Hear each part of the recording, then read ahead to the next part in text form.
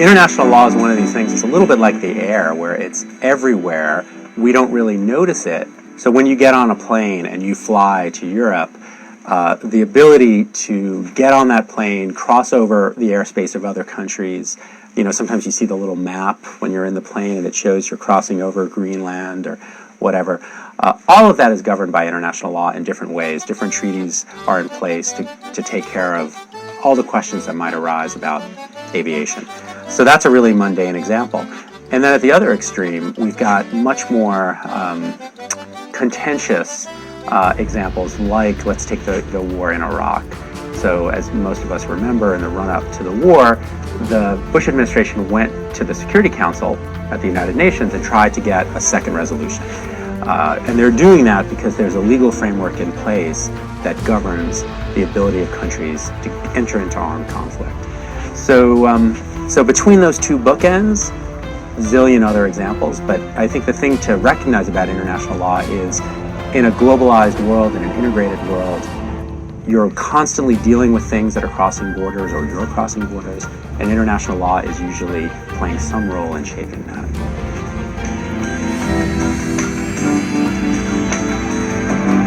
The most common thing are treaties, and most of us are familiar with, I mentioned aviation.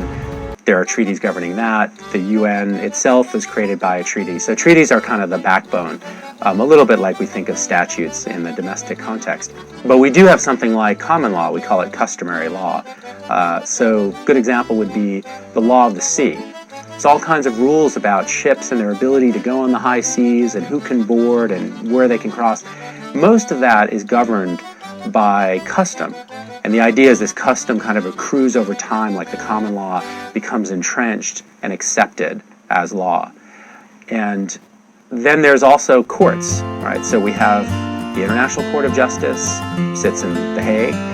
We've got a series of other courts, right? The World Trade Organization has a court and so forth. So there's a set of judicial institutions, much like in our domestic system. So in a lot of ways, it's a very similar system. There isn't, I suppose, a constitutional equivalent. There isn't a kind of grand governing thing, but there are literally tens of thousands of treaties. So a surprising amount of topics are covered.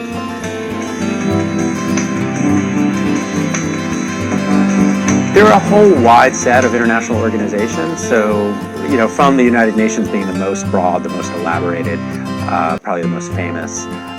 World Trade Organization is a little more specialized, and then you've got dozens and dozens and dozens, thousands probably, of these subsidiary international organizations, international, maritime organization dealing with law of the sea questions, and so on down the line. And these have been created over the years. Some of them date back to the 19th century, but for the most part, that's a kind of 20th century phenomenon. So one of the things we see in the last century or so has been, one, the rise of these international organizations, the UN being a paramount example, and two, the use of treaties.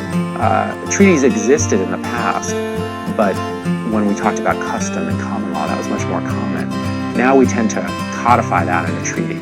So those two things are sort of two major trends of the last century.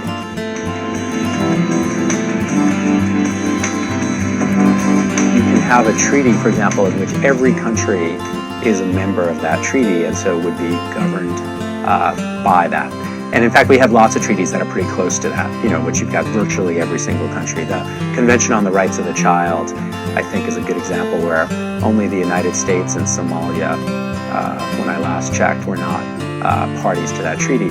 The United Nations Charter comes pretty close, right? So virtually every country, Switzerland for a long time was a holdout, virtually every country is part of the UN system and so governed by the rules of the UN Charter. So there's no barrier to that, and you do see it.